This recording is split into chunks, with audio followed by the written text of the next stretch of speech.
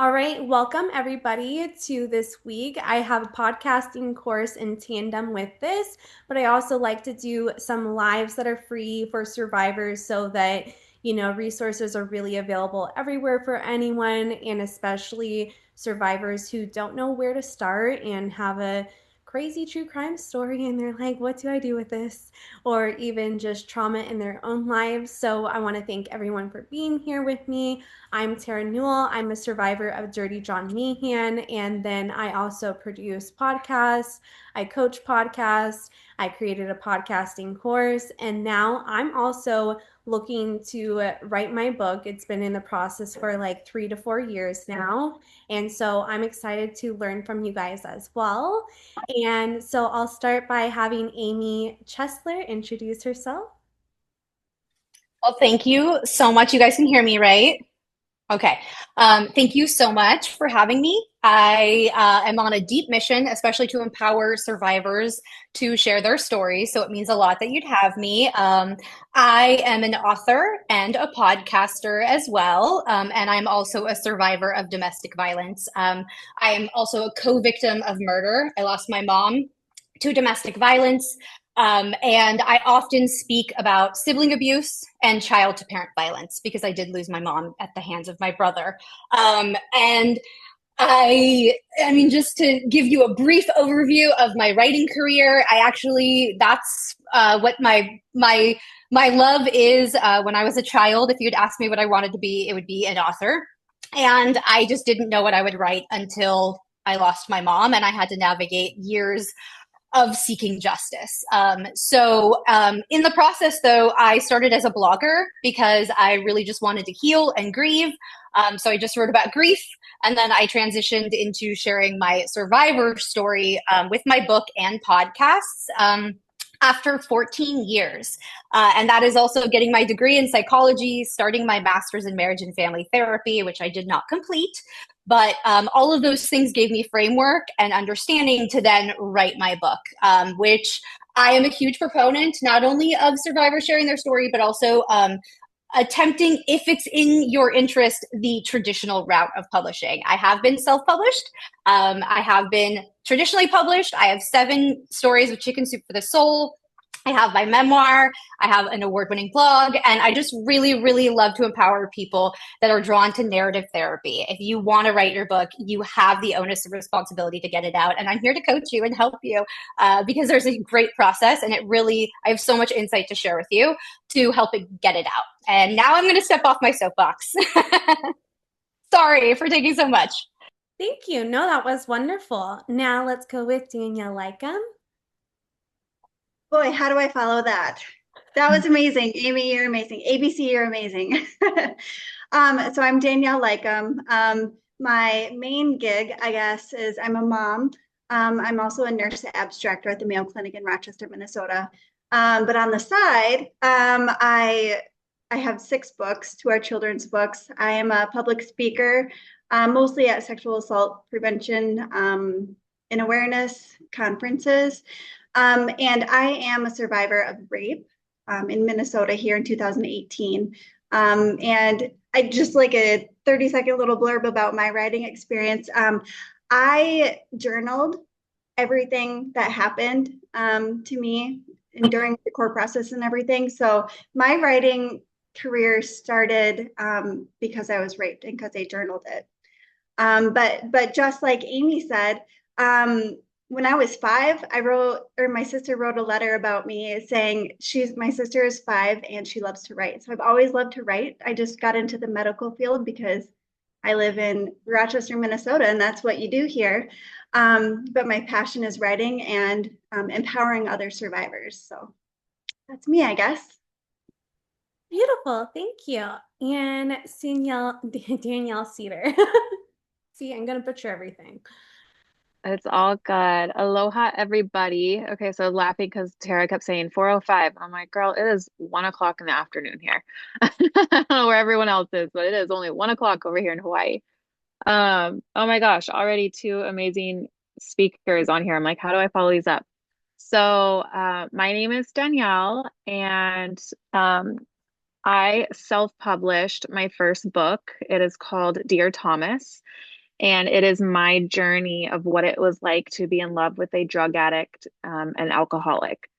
And I wrote it for all of the loved ones of addicts. I feel like, I mean, I haven't met anyone anymore who doesn't have a loved one, whether that's a sibling, a parent, a child or significant other, or just a friend, who doesn't suffer from alcoholism or drug addiction.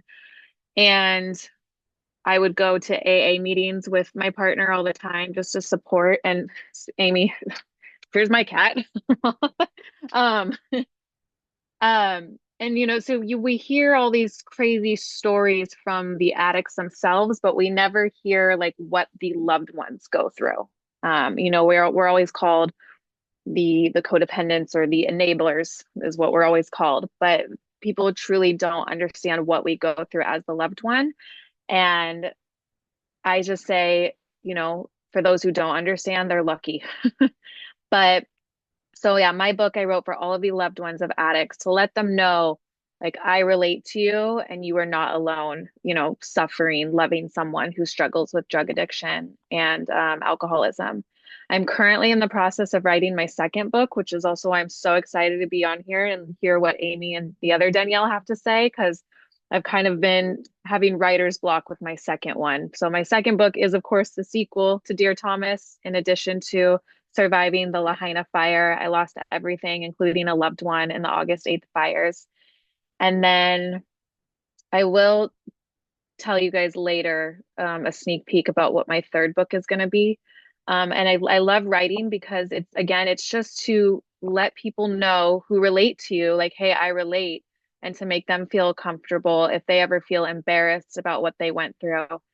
And my third book, I debated whether or not I was going to write it or not, because it is embarrassing. It's humiliating what the topic is in the third book. But again, I just have to remember that probably 70-80% of the population can relate to what I have to say in my third book. So that's my little intro. And yeah, my cat is right here. You guys, sorry if you see a black tail whip up. He's right here in the meeting. They just want to be involved in our lives. That is beautiful. And thank you guys. Everyone has such a unique story here and also so different in many ways. We are all survivors, but I think that why I chose each and one of you guys is first and foremost because you guys are great writers. This has been like something that you guys have all done. Like you guys are creating like mini books, and I'm like, wait, how do I even do one? So I am just so thankful for all of your guys' expertise. Like all of you guys are so different in each and every way. And every person was like, how can I follow the next person? But I see you guys as like all amazing individuals. And so just thank you guys for coming today. And we're going to get into the questions. If anyone also has questions as it comes along, if you guys have questions for each other, I really encourage you guys to all ask each other the questions because this is really a space for us all to grow together. And then if everyone's okay with it, I'll also put this on YouTube just so it can reach more survivors. But just as long as everybody consents to it, because I want to make sure if someone shares something here and it's not to be let out, I want to respect that and respect people's privacy as well. So getting started, when did you first realize your story could or should become a book? And we'll start with Amy. Gosh, I don't know if I ever had the intention of writing specifically about my mom's murder and the abuse that we faced at my brother's hands and the legal battle and everything that is working for justice. I think the moment, I always wanted to be a writer, but I wanted to be a fictional writer. So the moment I think I realized it had to be a book was when it took 4 years to convict my admittedly guilty brother. And I had to navigate a very wild criminal justice process when the veil was lifted from my eyes, I think I realized if I'm going through this, other people are going through this too.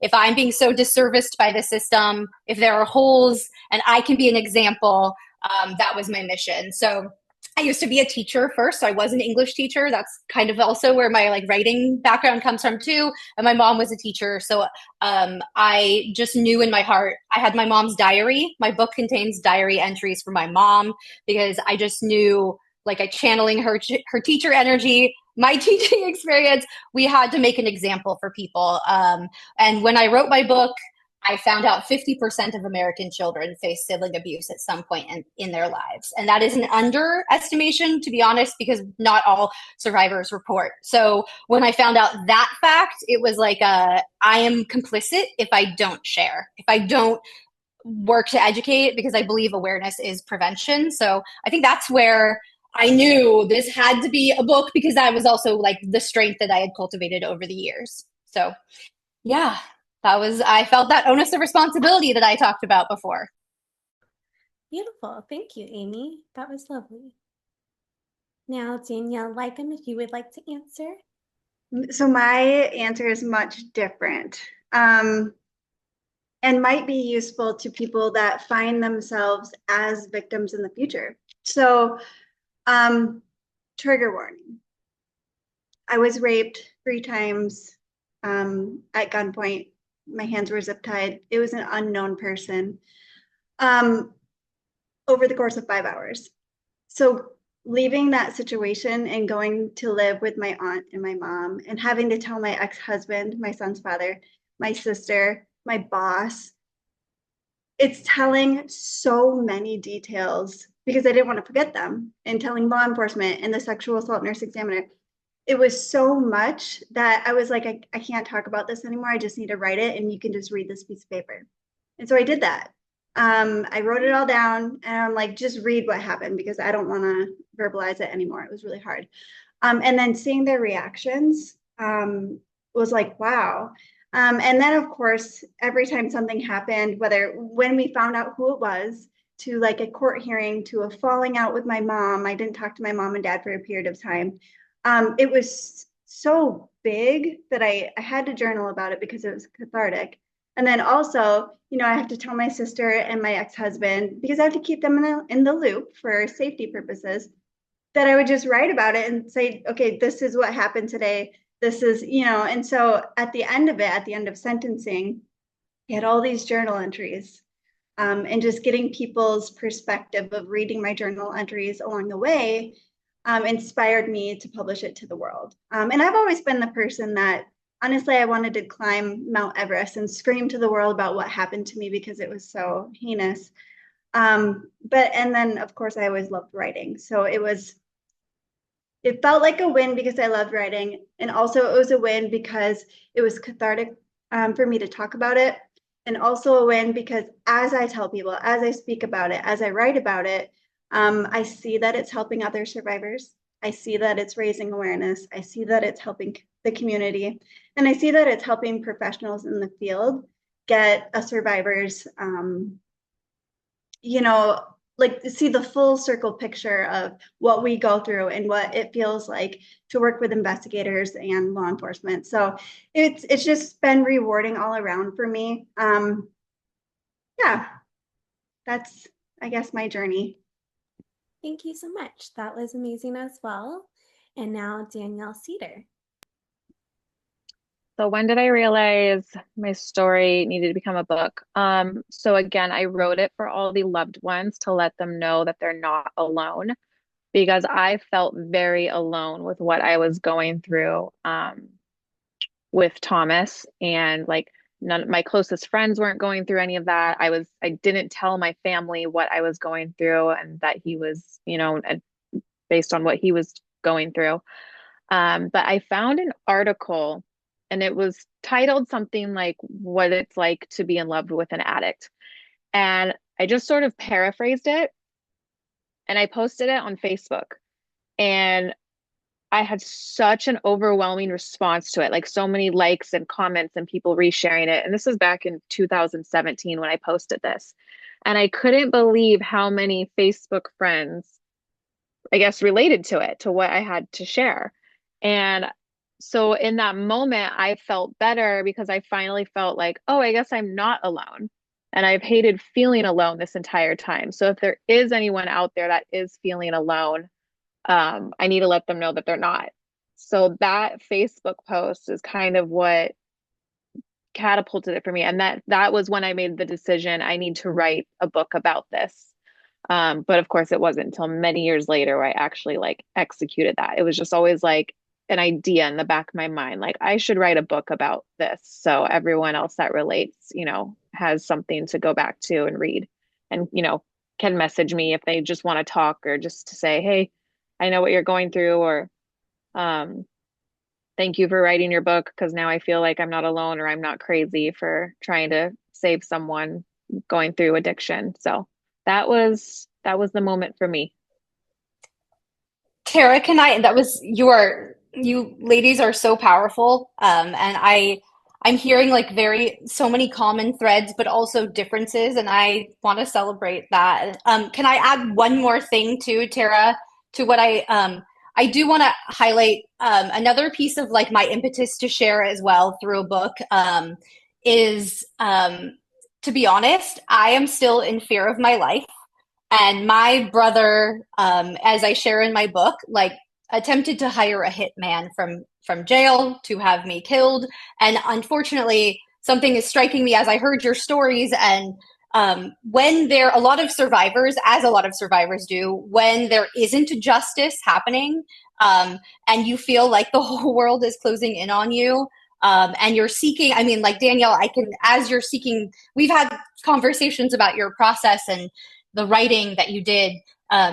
So many of us do that either amidst the surviving or after the surviving, kind of as like oh my gosh, what just happened? And I kind of started just playing with it, but the moment I knew it had to be published was when I also realized like the threat still exists for me. And I think that's a reality that a lot of survivors exist with. And yeah, so I think that's another reason why I keep sharing any chance I get, to kind of like make a paper trail as well, when justice hasn't been ultimately served. And that's a really sad reality about true crime memoirs, I think, that I've learned from a lot of survivors. Sorry, yeah. You took me to a dark place there, but that's okay because trauma is dark and we have to go through it. Like it breaks my heart hearing that because for me, my attacker is gone and dead and I took care of him. So for me, I'm putting my place in your shoes where you're literally documenting your life as if you might not be here. I just had a conversation with Jake of Strictly Stalking recently, trying to like, why it's important to keep sharing stories. And yeah, I mean, to be honest, some of us, a lot of survivors are scrambling for coverage, if you will, and or amplification. And that was just like naturally the first place I turned for amplification. But yeah, it is a very sad reality. And I apologize for taking it to a dark place. But yes, that is yeah. It's a reality. No need to ever apologize for that. I think that that's just, part of trauma is that there is so many dark things. And, the reality of it is that, people don't understand that just go live a normal life, don't have a stalker, everything is normal stressors, and then with that additive on top of it, it makes things a lot more harder, in my opinion. So I want to thank you for sharing that and never apologize for going to a dark place because it's accepted here. I just had to point that out because like, oh man, this is the reality of telling our stories or your story. So how did you choose to scope out your book and what to include and leave out? Because I know a lot of the times I've talked to Danielle Cedar about this, like writing so much, and then you're like, okay, what do I need to clip out, take out, add in, and how do you figure that out? We'll start with Amy. I feel bad always starting. Does someone else want to start? I do have an answer, but if anyone else wants to start, please. Going this circle, okay. but kind of like a round table. But we could start with whoever because I also want to make sure everyone feels first. Sorry. No, no, no. One of you ladies want to begin? Oh, okay, okay. I didn't see. Okay, sorry. Uh, so, can you give me the question one more time? I apologize. I was like backing away, and then yeah. So when you're writing the book, how do you Oh, choose what to put in and take out? Like, how do you scope out the book? yes, that's a really great question, actually. And it's very interesting because there was a rather poignant piece that I chose to leave out of my book. I mentioned quite a bit of abuse that I have survived. I am also a survivor of childhood sexual abuse by my brother as well. And there was a version of the book where I wrote that in relatively explicit detail. And I realized it was very cathartic for me to get that out. But I didn't feel comfortable exposing every last little detail as I had like initially began to. I appreciated the process of like expelling it from my body and expelling it from but I chose because I can't really filter every reader. And I don't know if every reader is relatively as safe as the next one, quote unquote, just emotionally. It's me handing everything I've gone through to strangers. So I actually chose to be very particular with my words about that abuse. I think I gave as much as I wanted to, and I have, it's my story, so I have that control over that. Yeah, and I think that's the first thing that came to mind when you asked that question. Beautiful. Thank you. Yeah, I would advise just like to people writing their story, the you have full consent. This is your time to take back your consent and your voice. So I would encourage you, no matter what your process is, maybe write it all out, and then you have the control over what you actually hit publish on. I love Feels that. good to have control back over your own story, doesn't it? Um, Brilliant answer. I think what I did is I wrote everything. And then, of course, I had friends and close family read it and give their input. However, I think that people will still find themselves questioning, like, do I put this in? Do I not put that in? And I'm only going to say this for people that might not know. You guys may know this already. So on Facebook or whatever social media platform, there's groups that you can join that are writers groups. So I'm personally in Alessandra Torres Anchors groups, and she is the author of Ghostwriter. And there's like thousands of people in this group. And in there, you can ask questions and get completely like all of any answer that you're looking for, right? Or the answer to any question that you have in these groups. And that's where you can also find like beta readers. And that is somebody that reads your book before it goes to an editor. So if you hire a beta reader, or if you beta read for somebody else, they can provide that input too. So yes, you get to decide, you get to pick what's in your book. However, if you're still like, I just don't know, lean on other people, and that's okay too. I did not know about that, by the way. So that is super helpful just to hearing about beta readers and like these Facebook groups because I had no idea about that. Yeah, and then there's and I might be getting this backwards, but there's also ARC readers, and those are the readers after your book is through the editor. They read your book before it's published. That way, when your book is published, they go on and leave reviews right away. So you have a bunch of reviews right away from these ARC readers. Oh, that's so smart. I love that. I like my mom published with Ben Bella, and so they had people like go and review and send out the book and do those reviews and stuff. But I think it's cool to know how to do it on your own because Yep. that's so helpful. So thank you for that. Yeah, and this is I've only self-published, so I use Amazon or Kindle direct publishing. So I would like to call myself a producer of books because I contract my own editor, I contract my own cover designer. I find my own people to do these parts to put my book together. So whereas if you use traditional publishing, you do, like you said, have people do that for you, which is also nice, I'm sure. They take a pretty penny though. So there's pros and cons to everything, you know?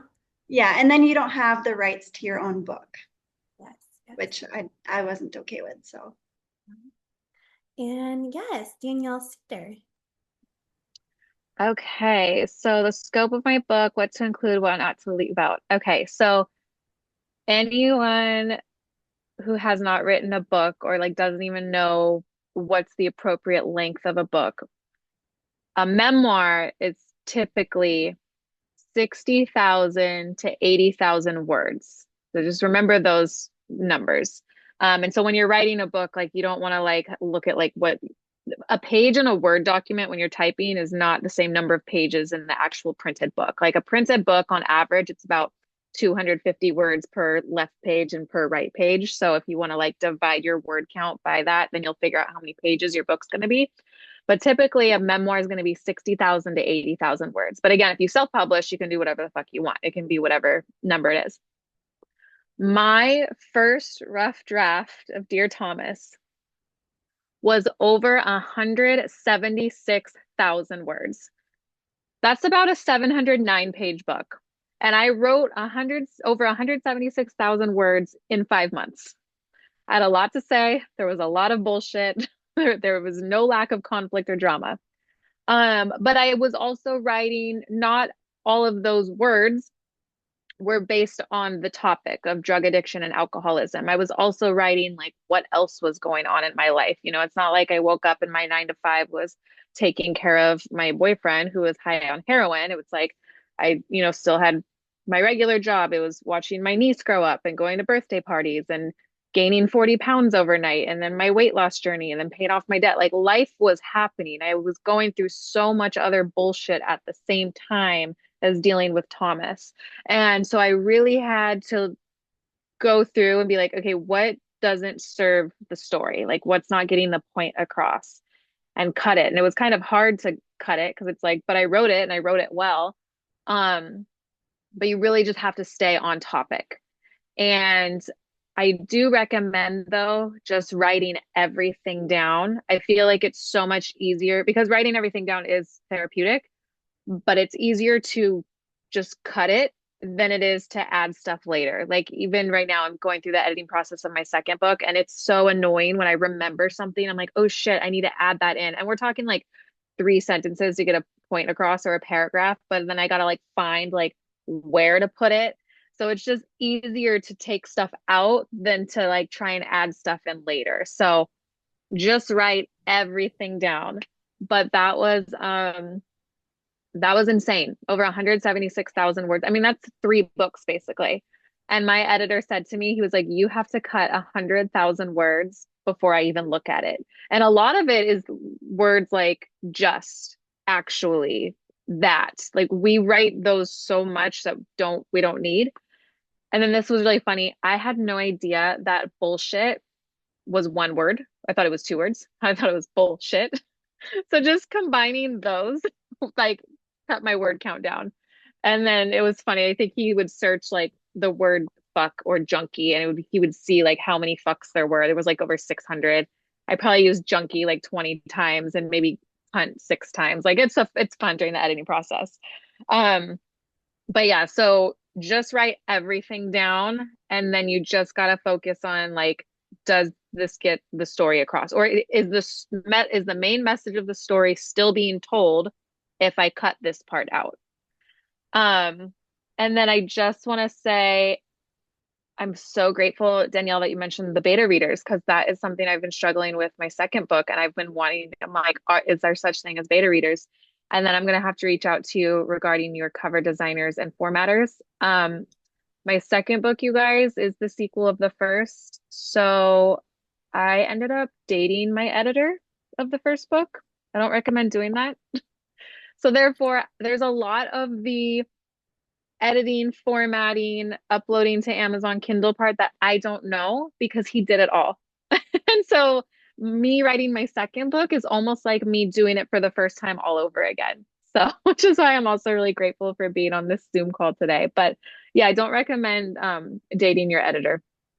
unless you want a really good sequel to follow. But That's too so funny. You guys are so, Tara, I'm sorry. They're so amazing that they keep like triggering my brain with something else. Can I add one more thing? I apologize. please, Um, so I love, like, I was so lost with my memoir, by the way, that they're like, I commend you both so deeply for like hammering it all out. And I love that you like Danielle, Leukam, you did it kind of like live as you were in it, and Danielle, you with a Y, you. I was like overwhelmed. I had no idea what to write. I was like trying to make sense of my mom's murder. I originally wanted to go back like 100 years in my family and explain why my mom was murdered. And um, thankfully, I found out, and this is like my favorite thing to share in any topic or any conversation that we talk about publishing. There is a great thing that is used in traditional publishing that is basically just a nonfiction outline, and it's how you pitch a nonfiction book if it's to an agent and or a publisher in the traditional sense. So I had an agent at the time. I do not have that same agent. However, that agent exposed me to that process. And what that process did was it gave me in a very explicit way to break down my book. And it gave me a guideline. So what it is like a marketing plan at the top. And then you go into like, I mean, everything a publisher would want to know, but part of it is a chapter outline, a chapter breakdown. And then you have to write like sample chapters. And so in a traditional sense, you do not have to write your book out first to sell it. So I did not write my book until I sold it. And my editor and my publisher let me kind of choose what I wrote. Like when I cut all of that content about the sexual abuse, nobody had anything to say about it. They just went through and did all that editing and everything for me. But that process, that outline process, I feel is so helpful. I like to impart it to everybody, whether they're self-publishing, because that part of like the top part, like about even about marketing, can be used if you're going to use a publicist or if you're going to want to write a press release for your book, even if you self-publish. So like this process is applicable, I think, in any process. You can Google just like nonfiction manuscript outline or pitch like a man. I also have a really useful link I love to send people, so if anybody wants it. But really it does like help you kind of just design your whole book in essence, like who is the audience, what is the breakdown, and that's what really helped me like just eventually get it out in a way that was like coherent for a reader. That's great. I love that. Also, now I'm like, should I bring out my outline and just have you guys critique it? But like I have a few different outlines. I have one that was done by a ghostwriter, and that one's like polished, but it's kind of like in the book. I probably just complained about my mom a little too much during the time. And then so my ghostwriter took that and just ran with that and didn't sound so victim friendly in a sense. Like it kind of sounded victim blamey towards my mom. And so that was something I wanted to fix. And then they were like, well, let's just try to sell it first. This was 2020, March 2020. My mom sold her book and forgot to mention that to me. So everyone was going around being like, we just heard this, we just heard this, we just heard this. And so that made it complicated. But how do you know when to work with an agent? For anyone that wants to answer. I was gonna say Amy might know that better. I'm only self-published. I didn't work with anyone. Like any partnership, I think it just really needs to feel like the right fit. I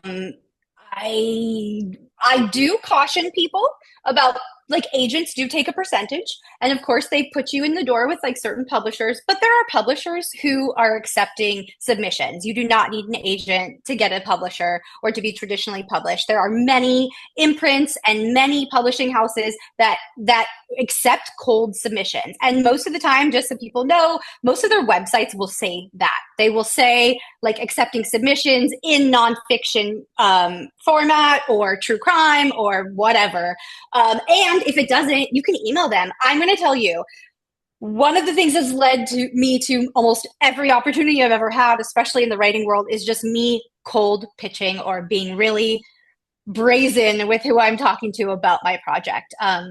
Yeah, and I think that like just being really proactive, um, searching the websites, but like in terms of agent or not agent, um, I mean, it's not necessarily necessary. And if anybody has any questions to expand upon that, I'm always happy. I like really, it's my mission to equip people with any information I have. Yeah. Okay. So another question is, what fears and doubts came up when writing this book? We'll start with Danielle Leukam, and then we'll just go back around. Fears and doubts. So I am an anomaly when it comes to being a survivor of rape because my rapist is in prison. And I have goosebumps. I feel so many things need to change, but I'm an anomaly. So my rapist is in prison. He video recorded himself raping me. So I was believed, but then there was, hey, look at this video. She did actually get raped. And I know a lot of survivors don't have that. They don't have their rapist or abuser in prison. They don't have video evidence of their assault. I did. So I got lucky in being an anomaly. But what I was concerned about is he's in prison, but is he going to sue me for using his name? So I wasn't sure if I should use his real name. And then I found out in prison he was attending law school in prison. But then apparently he was talked out of it because there's video evidence of him doing the crime. Therefore, getting a law degree is not going to help him get out of prison. So I don't know. Does that answer the question at all? For me, it's hard to answer this just because I'm such an anomaly. But I am still worried that he is, going to read the book, get super mad, come after me.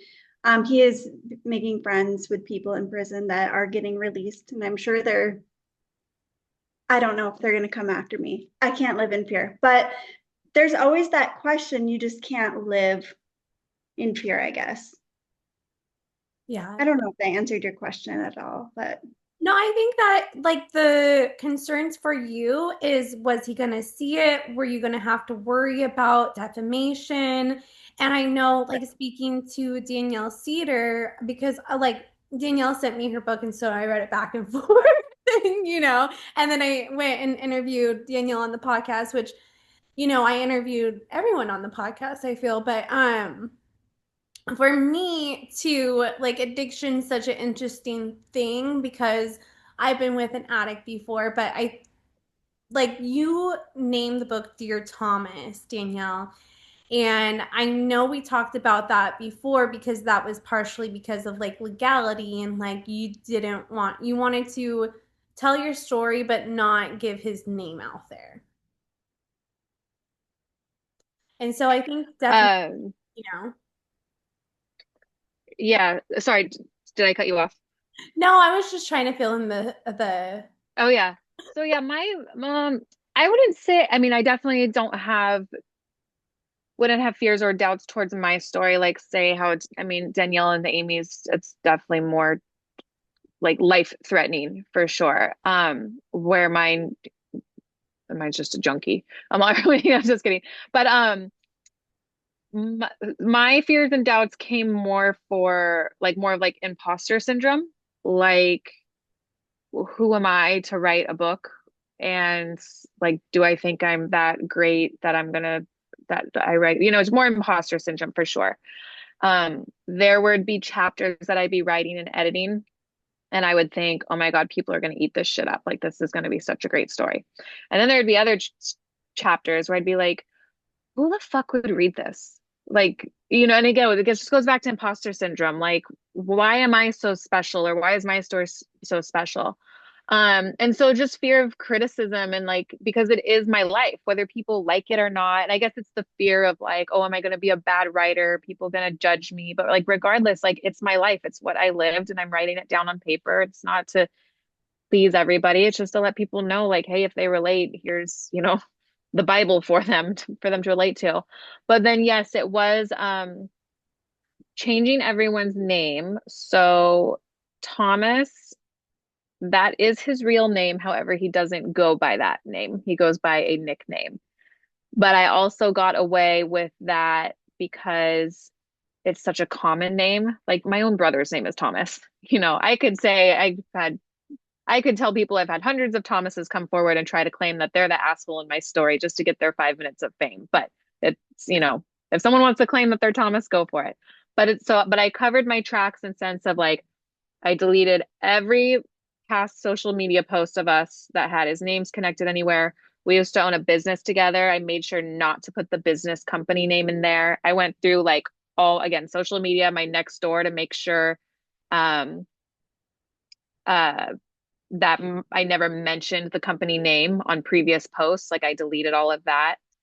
And then at the end of the day, you're telling the truth. You cannot be sued for slander, and because people did tell him that he should sue me. And I had talked with my editor and my lawyer before. I was like, are our asses covered in case someone wants to sue us? And they're like, yes, you cannot sue someone for telling the truth.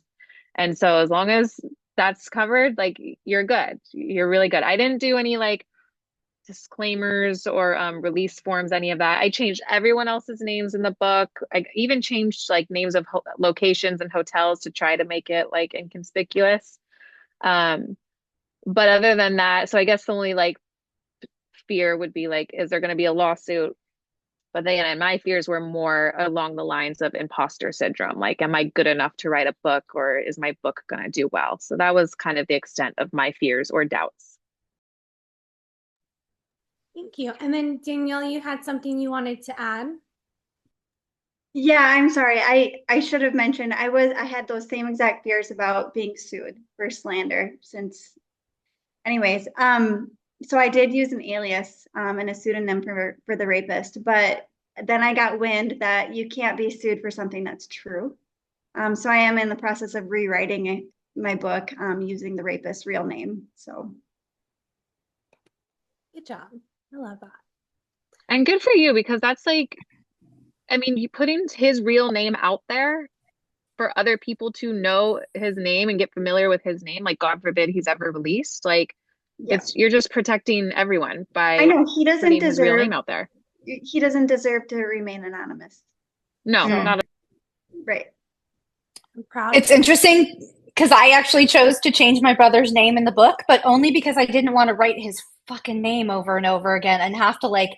So, and it wasn't my biggest fear in writing this book. I had two. After you asked that, like my brain pinged, and one of them was and still is my safety. I always feel like the more I add to this conversation, the more I potentially enrage my brother, and the more fuel I add to his fire. However, I also have to realize he's already threatened my life. I'm actually just making a larger paper trail. Like that for me is what it comes down to. God forbid anything ever happened. My kids have more of me to consume. I know that's like a really dark thing to say, but it is a very big reality. So that fear I pushed aside. My other greatest fear was literally my family. I love them. The rest of me, I lost my mom. My brother was terrible, but I have a very loving, empowering family otherwise. And I didn't want to, I tear up, but first of all, I feared being invalidated by them and not, perhaps them not being, them being uncomfortable with me being open about what has happened in our family, because in essence, I'm not only airing my quote unquote dirty laundry, but theirs as well. And I will say, I received very mixed reactions. My mom's sister, I have in essence cut off because she did not receive my book, refused to acknowledge my brother is my abuser, and actually supports him. And then on the flip side, I shared in my book that sibling abuse is a cycle that's happened in generations, and that my uncle was a victim of my dad. And I was very nervous about sharing that. I did not actually asked his consent because I didn't name him. I didn't name my dad. I didn't, but his response was, "You named something that I faced at the hands of your dad, and I had never had the words for that." So, yeah, it was a very layered process, and the fears that I had were valid because it is a big, scary thing to share. Um, a huge trauma, not only for yourself, but if loved ones you want to protect. But I can't control everything, and all the mixed reactions happened. And I'm still very grateful that I shared because, again, I bridged a lot of gaps. And the ones that were created because I wrote the book, I feel like they actually just lifted the veil on what was already a toxic relationship. So, yeah. Well, thank you so much. And we're towards the last 9 minutes of the panel. So I just want to open it up for any questions people might have that would help them in any way. I can always come up with like 20 more. I do have a list of 20 more if we need. I just want to chime in. I heard what you all said. Very powerful, each and every one of you. Beautiful souls. And Cedar's talk on imposter syndrome. Thanks for sharing that. And thanks for being vulnerable. And you all talk about fear a lot. As far as fear, right? Faith over fear. And my advice, yes, write the book. Your voice matters. And essentially, you never know who needs the message or if it may even help someone, right? And just give it to the people. My wise mentor Bob Proctor once said, right? It's not about us. It's about the people that we serve. And that is exactly what it is. And again, you never know who needs the message. So I believe in each and every one of you, and I cannot wait to read your books. Thanks for sharing. Thank you. Thank you. Yes, deeply. Thank you. Sweet. Any more? Jesse, Yes, yeah. thank you so much, Gigi. I've kind of made up my own definition for imposter syndrome. And oh my God, I'm like blanking. My brain's not braining this week. My own separate definition of imposter syndrome is knowing you are the shit. You're just too fucking humble to own it. That's my other way of imposter syndrome. I love that. I love that so much. I do also have to say, like something when I set out and just pinging off of what you just said, Danielle. When I was like, okay, you know what? I've always dreamt of being a writer. I'm going to do it. I turned to somebody who I knew was a writer and I said, how the hell do I start? And she said, you write. You go online, you search submissions, you start writing. And I think that was like my gateway to understand, oh, like that's all to be a writer, you write. There, like when you look at it that way, and just like any skill, the more you write, the more you hone. That gave me the permission. I don't know if I've ever faced imposter syndrome only because I was like, and that is not like a flex or anything. It's only because I've had that recurring in my head over and over again. How do you write? You write. Like, go do the thing. And if you do, no one can say you're not a writer. I just, yeah. That is beautiful. Also, this is like my problem is how do you turn down that TV show that's on and like doing other stuff and then just sitting down and writing? I have that. Give yourself a goal. Danielle was saying 60 to, I mean, whatever your word goal is, let's say it's 70,000 words, 60,000 words. You give yourself 1,000 words a day to write. You give yourself 500 words a day to write. And it's CBT, cognitive behavioral therapy. When you have a big goal, you cut it down to little goals. And before you know it, like I had that. I didn't have a book written. I sold it. And I went, oh shit, I have a book to write now. And I have a deadline. And that had never really been like my process before. I had pitched articles and that's very like, some like very, very easily consumed. So that was very overwhelming. And that was like the best way to do it. You just have to give yourself a goal and keep doing it. Yeah. Yeah, it's like a daily goal, like 500 to 1,000 words a day. And like you just have to schedule the time. And it's all about discipline. But at the same time, life happens. We're all going through shit at the same time. So if you sit down for your scheduled time that you have to write, but you're like, I'm not fucking feeling it. I'm not feeling it. Then let it go. Don't let yourself write. Because I feel like then you're forcing it and then it's just not authentic or real. And then you're just wasting your time and energy and you're writing crap. Like if you're really not feeling it, then, do something else. But at the same time, don't let that be an excuse to not discipline yourself to get your word count down by a certain date. Like having it, so I don't know if you guys can see my schedule, but for the next several Wednesdays and Thursdays, I have to work on book number two because I want it done this year. Got it. But yeah, so it's like you gotta schedule in the time to do it. But then when that moment comes and you're just like, I can't, writer's block, or my mind is somewhere else, or I'm dealing with other BS, then let yourself go deal with other BS, because then you're just wasting your time and energy, and again, just writing crap. So It might be helpful too to figure out what type of writer you are. So I learned that there's different types of writers from these Facebook groups that I joined. There's something called a pantser where you literally just sit down and just write, and that's what I am. Then there's the people that like make the outlines. So maybe reflect on what kind of writer you are. And again, I would just reiterate, if you go into these groups of authors and writers and just start scrolling through the questions they have and the methods they use, you can learn so much just by reading other people's questions and then other people's answers to those questions. Okay, I love that. I love that. I don't know what type of writer I am. I feel like I'm the person that needs a deadline and then you give me a deadline. I'm like, okay, got it. And then I need to join these Facebook groups. Yes, yes, everyone does. Any last questions? Yeah, I'd love to see this again for sure. This was amazing, phenomenal. Thank you. Yeah, Jesse mentioned earlier we have a panel coming up with you, and it's gonna be great. It's about talking about mental health that impact of true crime, and also I'm gonna have on Nick Thompson from Love is Blind as well. And so like I feel like it's just gonna be a really good group of experts. And then maybe Roberta Blevins is going to join, but I haven't confirmed that with her yet. And do you have a link for the Facebook groups you could provide? I don't, especially not by the time that this stops recording, but I'm gonna send what it's called in the group chat. So the one I'm actually in like probably five. But if you just type in like Alessandra Tor Inkers, that's a really, really, really good one. And then you have to like request to join and everything.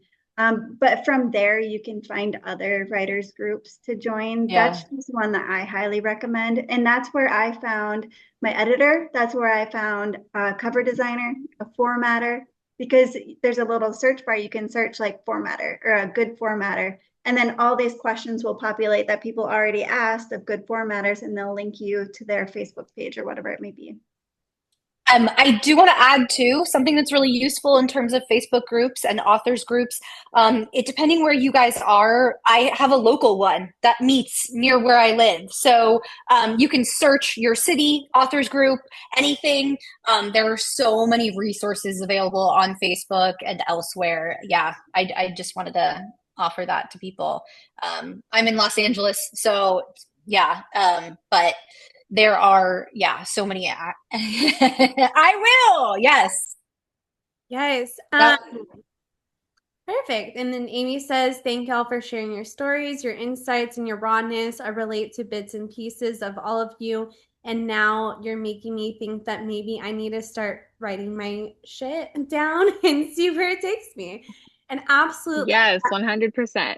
Yes, and that can even help you with like the podcasting course. You could literally like turn your book into just audio format and go from there too. So it's very helpful. Even if you have a book, you could do podcasting a lot easier too.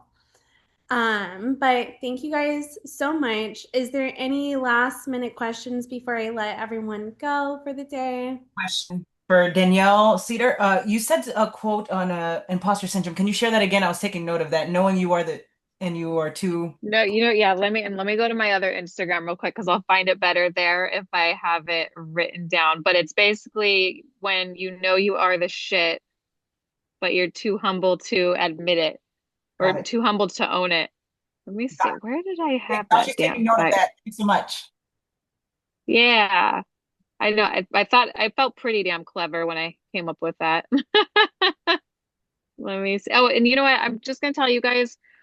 the last line of my first book, I was also very proud of it. And I feel like, and I was so proud of it because when you're writing a book Oh, too, you're like, okay, it's one thing to start it and then write the whole thing, but then you're like, how do I end this damn thing? And someone told me this, and I was like, that's the last line of my book. Like, I gotta hit people with it. So I'm just gonna tell you the last line of my book is, if reading a book is inhaling, then writing a book is exhaling. So I hope that resonates with everyone. Just if reading a book is inhaling, then writing a book is exhaling. So I hope that's helpful. But yeah, I can't find my imposter syndrome thing. But Gigi, I'll have to find you on social media. I'll send it to you. But yeah, it's along the lines of, you know, you are the shit. You're just too humble to own it. thanks so much for sharing. Thank you. Mhm. And Like, Tara, thank you so much for bringing everyone together. I'm like, I could sit on this Zoom for like the next 2 hours because again, it's only 2 in the afternoon here. I'm like, I could sit here and chat with everyone for the rest of the day. oh my gosh, yes. Well, I'm going to end it right and like once I say like goodbye, but I'll stay on for like 10 minutes for us to chat and stuff. But thank you, Amy Chesler, for being here. Thank you, Danielle Cedar, for being here. Thank you, Danielle Leukam, and everybody that came to support and also get knowledge. It makes me happy to see your faces because now I know that I'm like not just talking to the wall. And I think that there's always stuff we can learn and grow from each other. So thank you guys all for joining me and just go around and say our socials so everyone can find us on social media. Amy Chesler, start with you. Yeah, I'm on everything. I'm Amy B. Chesler. Beautiful. Thank you. Appreciate all support. And Danielle Leukam. And Oh, my, I'm yeah, go ahead, Amy. sorry. No, no, no, no. I meant to jump in before. I didn't. I apologize for cutting you Go off. girl. Just I wanted to say thank you to all of you and for giving this space, Tara. It's very meaningful. And I've had the honor of speaking to both Danielle Leukam and Tara. I was going to say, in terms of like the story, if you guys are more audio, what came next, and Familicide. That's all. That's another place to find me. Thank My social medias are just my name, Danielle Leukam. And I do have a website, danielleleukam.com, and that has a link to all of my socials on there and more information about some speaking and all of my 6 books on there too. So you. Have been crushing it. You are Danielle, like you. In terms of speaking engagements, I have never seen someone so absolutely motivated, and I thank you for the services that you've been giving to your communities and beyond. You're just amazing. Sorry. it's so rewarding. She's probably referring to I was the keynote speaker at Northern Utah conference to end violence. And it was an amazing event. And I speak at events like that a lot. And it was, I mean, I You, got to speak to law enforcement that listened to me and believed me, and the lawyers and advocates. And yeah, it's a train that I hope to keep on riding. So I love it. That's And nice. Danielle Cedar, where can we find you on social media? Yep, on Instagram, just my name here that you see on here. So Danielle with a Y, so at Danielle Cedar. And then I also had in my bio on Danielle Cedar, there's the tag of at Dear Thomas, the book. I had made an Instagram page for that one too. Um, and yeah, and then there will be more books to follow, that's for sure. I have a Dear series, and I'll share this real quick. The reason why I named it Dear Thomas is because every chapter in my book is a letter, and so every chapter, every letter, it starts as Dear Thomas, and it's written in chronological order. So like I have the dates up in the corner. And I think that's fun for readers too, because you might be reading the story, you're like, oh shit, that's my birthday. And you're like, oh, well, I was doing this on my birthday this year. This is what Danielle was going through, this bullshit. And so the following books, it's always named. I have more books coming named after different men, and so it's my Dear series. It's always going to be Dear somebody. So, but yeah, so at Dear Thomas, the book. Yeah, you can call me the Taylor Swift of books. are we getting So one about the editor? yes, that's the one I'm working on. So that's number 2. Number 3 is, well, like, as if I didn't learn enough about toxic relationships in the first book. The third book, you're like, what the fuck, Danielle? Like, it's just another level. The number 3 might be the bestseller if the first one wasn't. Um, And then at some point, another book is going to be about my dad, and the one to follow that, um, I want to write Dear Danielle, and that one's going to be more of like an inner child experience of like me writing to like the little girl version Well, of me. So, but that's going to follow all the other ones.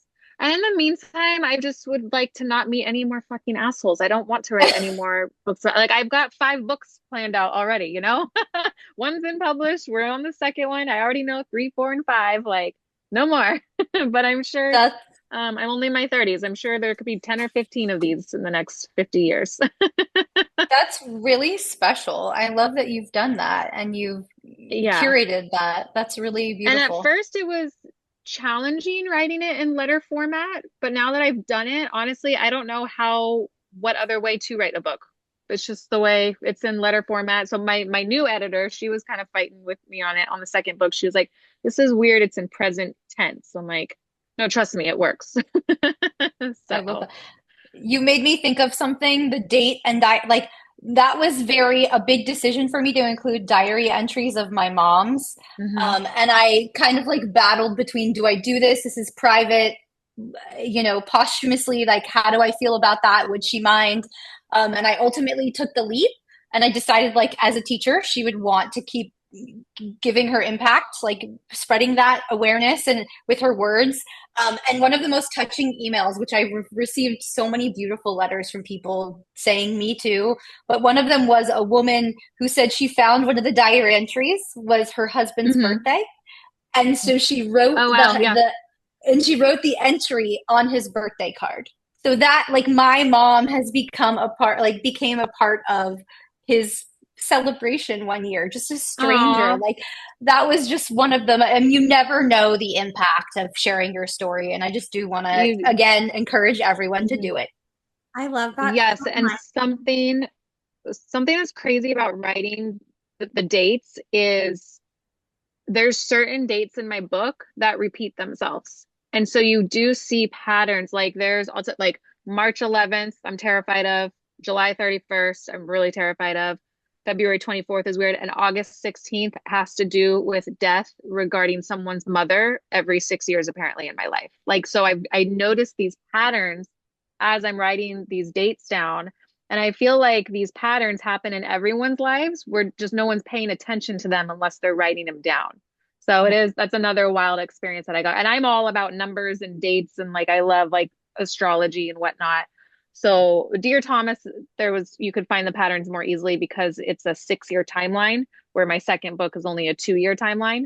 But it is amazing to see the patterns that repeat in your life, and people would probably notice that more if they paid attention and wrote dates down. Not everyone has a psychotic memory like I do. Like I know the date, the time, what street corner we were on. I know all of that. So Well, I want to thank everyone for joining. I'm going to wrap up this, but I'll stop recording so that we can continue on conversation. I just want to wrap it up after the socials so that, it doesn't turn into like 2 hours of podcasting, which I would love that. But due to time and everybody's um, or time constraints, I just want to close this up for now, but we could continue talking after I stop recording. But thank you everyone for joining me. Check their books out wherever you can find them, their websites, Amazon, and check out their socials to support. And I'm Terra Newell. Thank you so much for joining us.